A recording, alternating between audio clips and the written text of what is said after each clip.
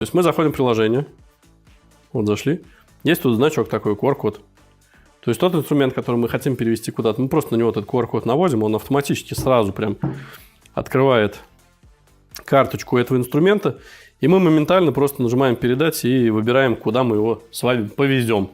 Это можно сделать либо тогда, когда мы его взяли и куда-то повезли, либо просто я его взял, в карман положил, привез туда объект, отдал Мише. Миша берет телефон, просто сразу QR-код считывает и все, принял.